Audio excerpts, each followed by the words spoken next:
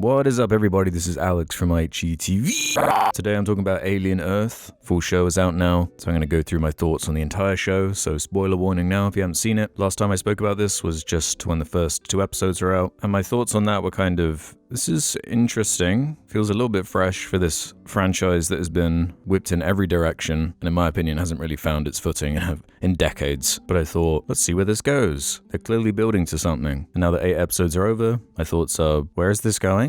Is this building to something? This has already become a bit of a discourse show. It has a lot of toxic positivity and toxic negativity surrounding it. There are even these 2 subreddits, like see if I get it the right way around. I think the Alien subreddit hates it, but the LV426 subreddit loves it. And as usual, it's not normally as simple as a binary. The truth lies somewhere in the middle. So let's talk through this. Man, I'm struggling to even find a place to start. There's a lot to cover. Let me see actually if I can find the full runtime of this show. So let's do some quick maths, or math for you Americans. So we're looking at about 7.5 hours of Alien TV show right here. And I only mention that to contrast with what 7 hours of movie could accomplish. That's like the first 3 Alien movies combined. I don't think this show really achieves anything complete or gives you a single satisfying payoff in that time. See, I was willing to see where this was going. I like Noah Hawley, the showrunner and writer. His work on Fargo was interesting neo-noir with great character actors playing these distinct,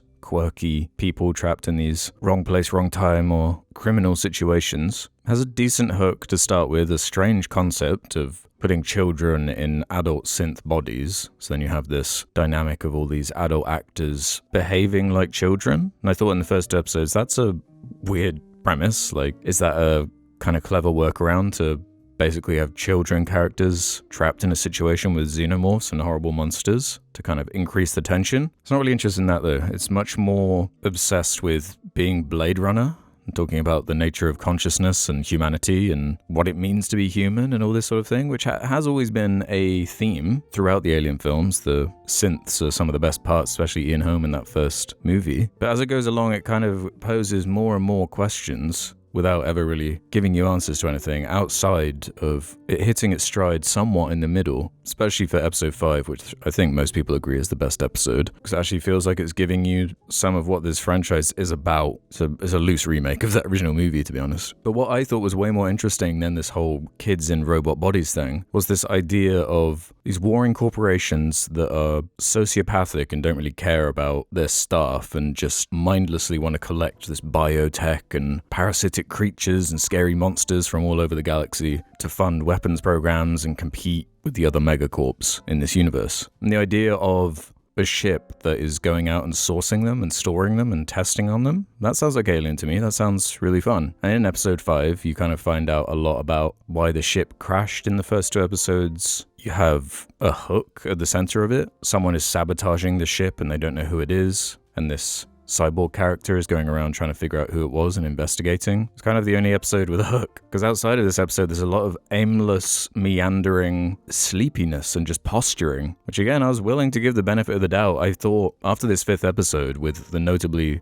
long runtime, I thought, oh, maybe they're going to deliver another episode similar to that will pay off some of the weirdness, some of the grander ideas or character moments, and bring it together in the final episode when it's almost the complete inverse, where the final episode was the real moment where everything started becoming untangled to me, and it was clear that, it's only interested in asking and posing more questions and more concepts and not paying any of them off, because we need more. I'm not inherently against the idea of cliffhangers. Plenty of shows do it, plenty of great shows do it. But this is being lauded as like some of the best Alien stuff ever. And I know I'm like particularly picky. The only Alien thing I ever really revisit is the original. And it does feel like a lot of the best things about this show are elements that are kind of detached from Alien. And when it has to be an Alien franchise entry, it almost feels like obligatory. Like we know all the secrets about this thing, so it's not inherently scary in the way it once was. Everyone's loving this eye squid, partially because it's like, what is that? What are the rules behind it? We don't know what it is.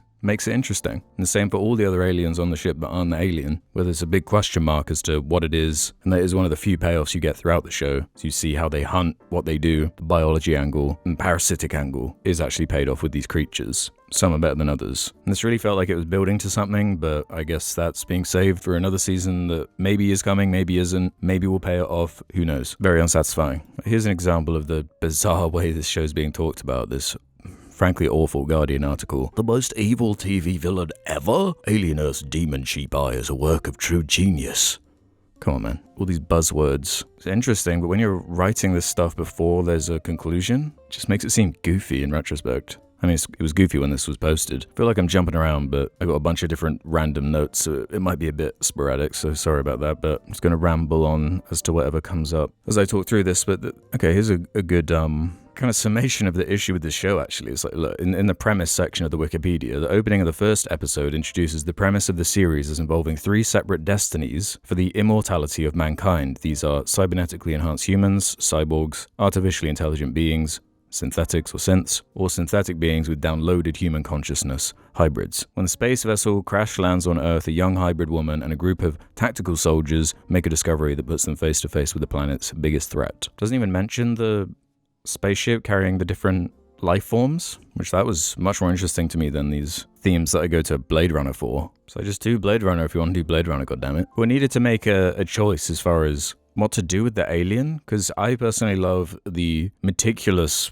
plodding build-up of that original movie. There's like a full hour of atmosphere and tension build-up and establishing the characters. But this almost feels like it had to have an alien in those first 2 episodes to pay off the name, which we'll go back to. The name doesn't really get that much of a payoff either, with what it conjures as far as an alien being on Earth. Most of the show is set on an isolated island, detached from everything in a way that might as well be a different planet or a siloed off spaceship anyway. One thing I did really like at the start of each episode was the intro credits. The music was good, the text coming in like the original was neat. Didn't feel too overbearing or member berries with the like flashes of, I think, the previous episode that they edited in.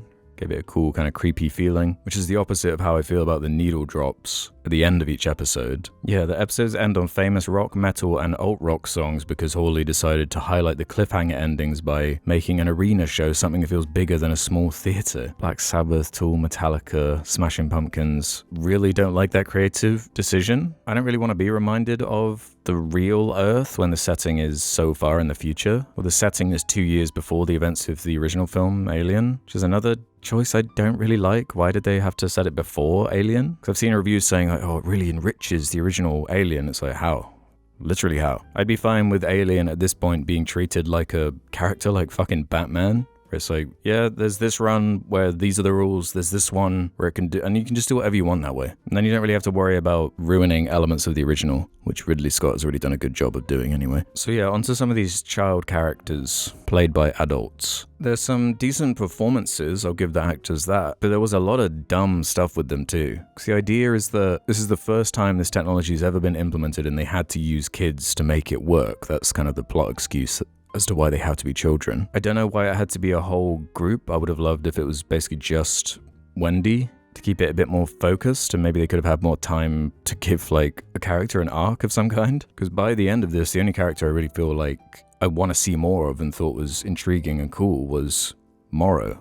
This guy, the cyborg. He had the best screen presence for sure, an intimidating character, mysterious. You get little hints as to his past, as to how he is the way he is. And in typical Alien fashion as of late, Timothy Oliphant's Kirsch was the other character I enjoyed a lot as the chief scientist there, who's supposed to be like the mentor and trainer to Wendy, but it seems like a lot of the time these kid characters are just kind of unsupervised and fumbling about and doing their own thing. And it's like so many levels of stupid. And it's not really justified as like, oh, we're secretly watching them to run tests and whatnot. Like everything comes undone because they just kind of left to it. When I feel like the Kirsch character should have been with them as a group basically at all times. He's a synth too, he doesn't need to eat or sleep. Why not? So many stupid decisions and just nonsensical things that aren't just simply explained by there being adults with the minds of children. Especially when they have dialogue talking about the synths, where they specifically mention that things like hormones obviously don't affect them, but they're still acting like hormonal kids. So it just feels like, what? I mentioned in the video about the first 2 episodes that I found the Peter Pan stuff, like the main character's called Wendy, for example, to be unsubtle, badly implemented, and on the nose in a way that feels like it's trying to be clever but makes it dumber and more annoying as a result. Not even mentioning the fact that this is on Disney+, the Peter Pan Disney thing, and then the surreal Ice Age inclusion, which like the ending songs to each episode were just like, what?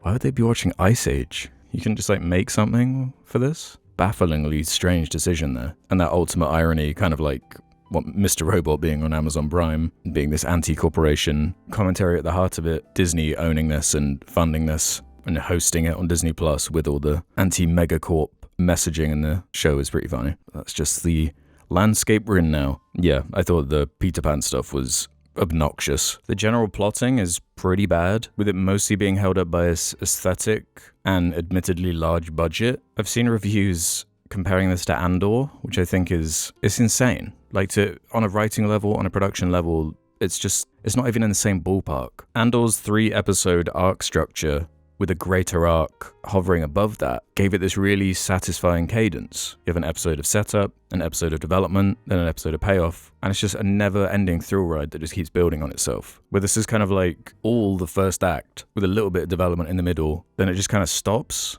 before it has any payoff or conclusion. It really felt like there needed to be 2 more episodes where they could actually start delivering on what they'd been promising previously. Otherwise, it just feels like a cynical ploy to get more of it. More Alien, just because it's more, without it, as of time of recording, even being confirmed for another season. So it's like, this could be it. In which case, why have you done this? It's not like you didn't have the real estate to tell a story.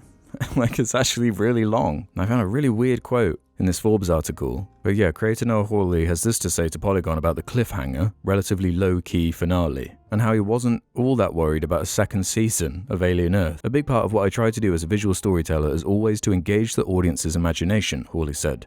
Too much of what we watch treats us as passive viewers. So if the worst thing that happens is that the audience has to finish this story, I trust them to come up with good ways to go forward. What are you talking about? That's not the audience's job. That's literally your job, to finish your story. You had one job. And yeah, it really engaged my imagination to see Ice Age and be reminded of a different story, being Peter Pan. And I'm spending a lot of time talking about these robot people, and I've barely even mentioned the alien yet. The titular alien, which honestly might be the worst thing about the show. It's the least interesting part, probably. It's maybe the worst that Alien has ever looked as far as how it was blocked out and shot and actually achieved in frame, especially following Romulus, where I got my issues with that movie. But it isn't to do with production design. The alien looks incredible and perfect in that movie, and the way they actually use the creature to come up with set pieces is novel and fresh. It was reminding me weirdly of fucking Justice League, where they're putting Batman in broad daylight and kind of missing the point of the character entirely, where it really cannot escape the feeling of a guy in a Halloween costume, which I'm sure looked detailed and was expensive and everything on set, but the way it was lit, the way they showed it off, did not work for me. It was not a scary creature. In the last episode, it gets shot in the head and it just kind of ricochets off. It's like, what?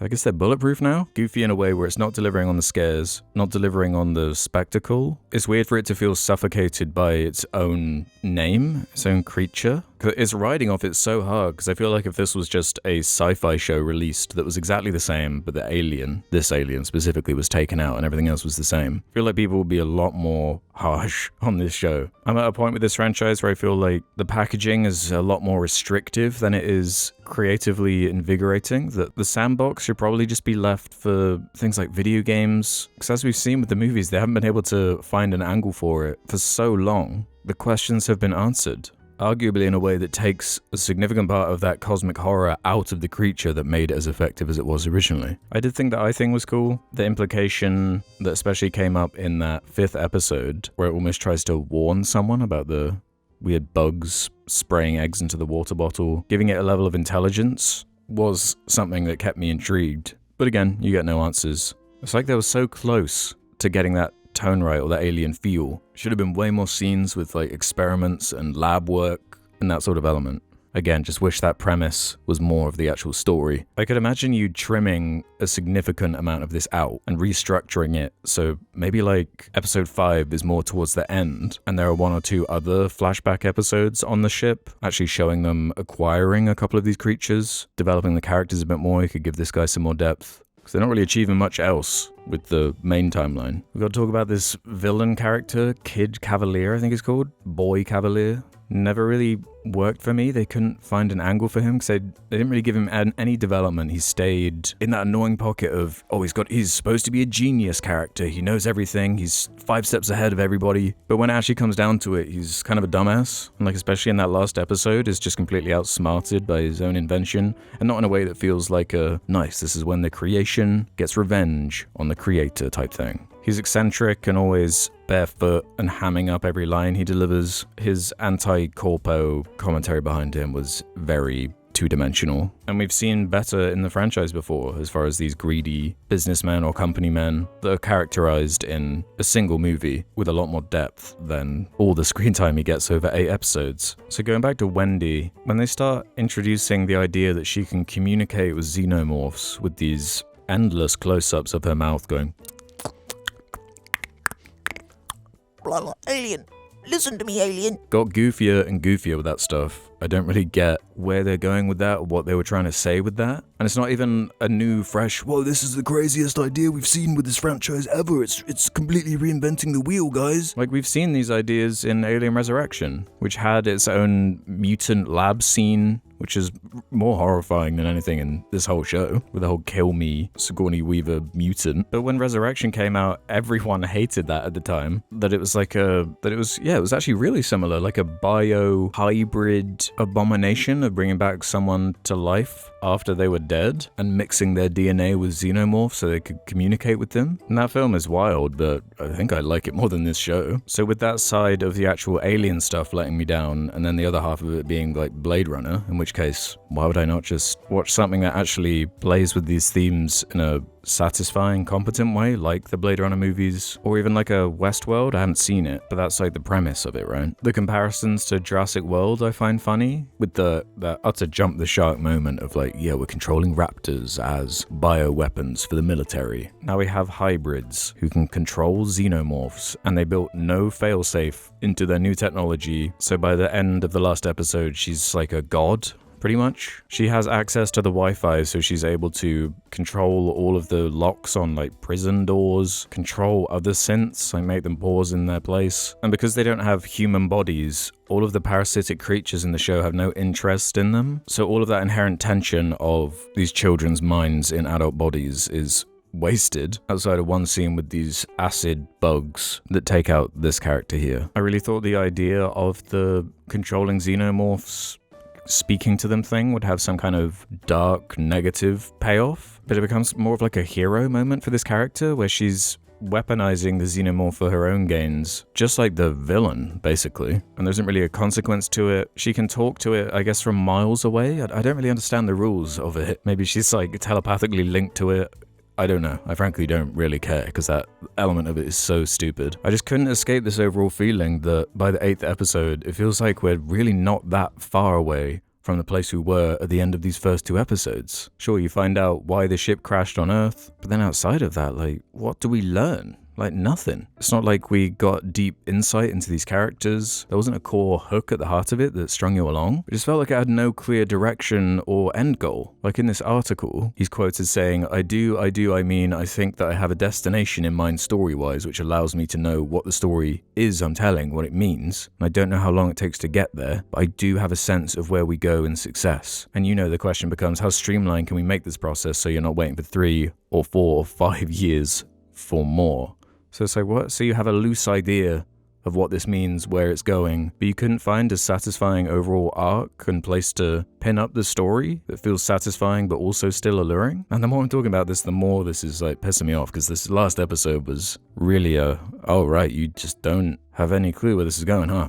There was a line in the last episode where a character says, who would make children immortal? An eternity of are we there yet? Which is like a microcosm of the show. It does feel like a are we there yet? But at first it's are we there yet? Are we there yet? Are we there yet? Oh, we're getting somewhere. Are we there yet? Are we there yet? Where are we going? You know? And the cliffhanger being that like these hybrid children have control over this facility that Wayland Yutani are shown to have a bunch of ships flying down, which I guess is a tease for the next season. We'll see Wayland Yutani do more than be a background player. And a reminder, this did have about the same budget as Andor per episode, about $25 million each. And like, yeah, it looks clean, it looks slick. They clearly spent a lot of money on it. There's some good sets, some good costumes, visual effects, but it just feels in service of this really dull story that goes nowhere. So I don't know if they're building to some sort of Lord of the Flies type analogy. Is that what they're going for next? If the first season was Peter Pan, maybe they can shift into Lord of the Flies and go a lot darker. But what an utter anticlimax. And I'm sorry, I've got to go back to this communicating with the xenomorph thing. Why is her just being able to talk to one enabling her to control it? Why would it even listen to her command? I don't really get that. For the alien setting where you're supposed to feel like no one is safe and that the stakes are really high, the show ends with just about every named character still fine and alive. I really thought the obvious direction was that the brother character, who I haven't really mentioned much yet, I really like that actor, but again, they just don't give him much texture or much to do. I really thought the eye parasite going into him would have been cool and fucked up and dark, especially if it like used him to speak. But instead it escapes from the lab, subverts your expectations, and I guess it runs all the way to the beach where the body that's full of rigor mortis is then taken over. I don't really get where that's going to go either or what that means. And the transition from, I think it was episode 7 into 8, where the Joe Hermit character shoots the Nibs character, one of the other kids. And it's like, oh, maybe there's going to be some consequence or tension between these characters now. And then the final episode starts and the Nibs character is fine and it doesn't really matter. They were acting like she was killed, but she's fine. It's just, man, with a bit of tightening up, this would have been like a fine structure, especially if it had a couple more episodes, which was the payoff of, oh, this whole facility is going to absolute hell, all of these bioweapons are loose. They attempt to give you a payoff with the one creature they'd been teasing all season, the like flower alien thing, which again was like an anticlimax of, oh, okay, I guess it kills in the most obvious way you would expect a plant creature that looks like that. So as I wind this down, I'm really feeling a lot more negative on this actually now. I've talked this through. I don't really get the level of jerk off it's getting just because it's like part of an IP. Man, I've been there before. I know this game. Just because you're playing in a franchise that I like a couple entries in doesn't mean I'm instantly just going to love it. Yeah, with these platitudes, this is the most alien thing we've seen in the Alien saga since Alien. Cool, man. Finally seeing brighter days. It's actually more rotten here than I was expecting. Too committed to childish things to allow the franchise to grow up. I agree with that. The persistent need to loudly illustrate so many of the show's themes, especially while ignoring so many interesting ones, makes Alien Earth feel more like something aimed at children when it would be much better served for the show to grow up. Well, yeah, they're really using that Peter Pan thing against it. One of the most outstanding entries in the Alien saga. I don't get it. I loved everything about it. I love the acting performances. I love the production design. I love the music. Everything about this show, as an extreme Alien fan, resonates with me. Again, I'm the opposite. As an extreme Alien fan, in fact, the original Alien I credit as probably the film that got me into the idea of filmmaking and the passion and what can be achieved through a visual medium like that. Because it was so powerful and effective and scary to me that I had to research how it was put together and made in order to try and undo how frightening I found the parasitic premise. There's not a sexual element either, which is another huge part, I feel, of what makes that original so scary. From the nature of the parasite itself and his weird little dick that comes out, to the way Ian Holmes' synth character rolls up that magazine and like shoves it into Sigourney Weaver's mouth. There's a ongoing allegory to the whole thing that is scary, unsettling, disturbing. And maybe I wouldn't want to see that in the show, because if it handled it with the subtlety of the Peter Pan stuff, the characters would be stopping every 5 minutes to say, hey, this is what it's about. Yeah, not really into this, kind of disappointed in Noah Hawley. I didn't have that much writing on it or that high expectations. I just find the way people are talking about this to be quite out of sync with the actual show itself. And I don't even know if I really care about a season 2 if this is how it goes. I think I'll leave it at that for now. So let me know your thoughts on the show, if you finished it, if you liked it more than me, if you disliked it more than me. I'll see you in the next vid. Bye.